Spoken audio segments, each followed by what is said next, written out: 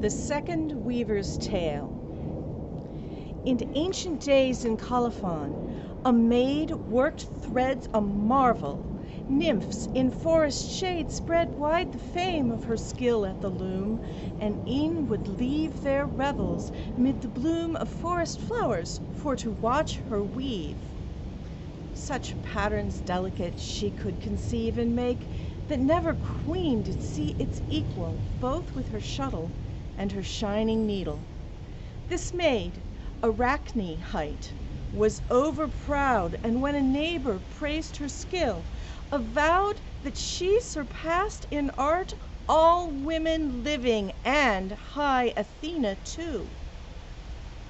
Which, with misgiving, the neighbor heard, and counseled her take back her reckless claim, lest Athena should rack her for her pride.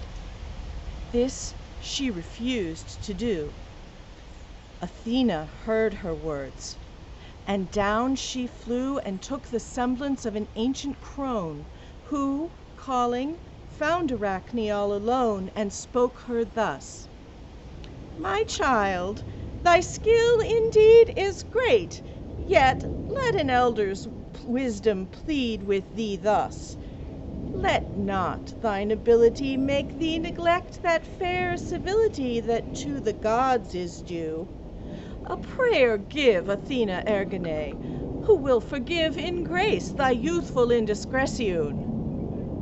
Arachne still in her ambition holds to her words and cries, "So will I know. If she mislike, let her come tell me so."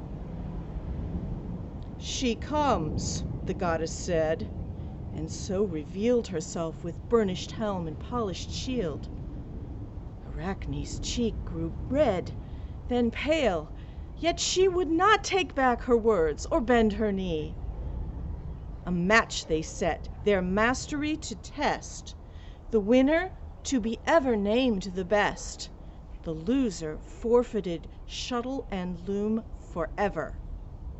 Both did swear to bear this doom. Then both set up together side by side their looms, and warped them for tapestry wide. And when the webs were wove, all did exclaim that never were seen such images twain.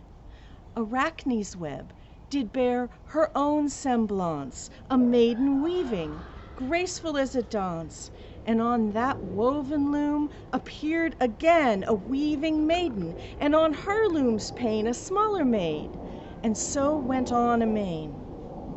So bright the colors on that cloth did seethe, that folks looked at that maid to see her breathe. Then turned Arachne to Athena's loom, where, bordered by the stars within their gloom, the goddess wove the world, the sun and moon, and all that lives and grows in worldly tune.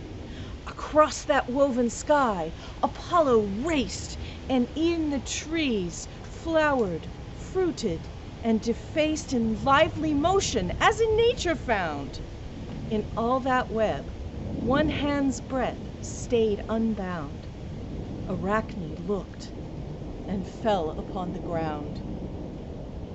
"Oh, I am beaten," cried she, "and no more shall touch the loom and shuttle, as I swore.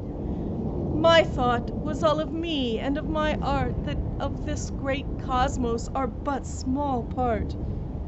Goddess, requite me speedily with death, for without weaving I care not for breath." Athena's eye grew mild at that word. "I thought to strike," quoth she, "but I have heard Arachne grow in wisdom and in grace, and shall put a blessing in a blow's place. Arachne, you are bounden by your oath to forsake you the shuttle and loom both, yet comfort you, forbear to weep and wail, for never shall you cease to weave, nor fail in skill. Your thread shall ever be most fine, and after, daughters in unfailing line shall follow you, their weaving giving life. Then She took up the shuttle of their strife and finished that bare place upon the cloth with threads all wrapped in silver, silken soft, betokening a spider on her web. Arachne's form to come when life should ebb. So hear me, artisans of master skill. If to be wise and virtuous ye will, preserve in your heart true gentility, and with your art study humility, lest ye should tempt an unforgiving fate. Greatness is not in those who think them great.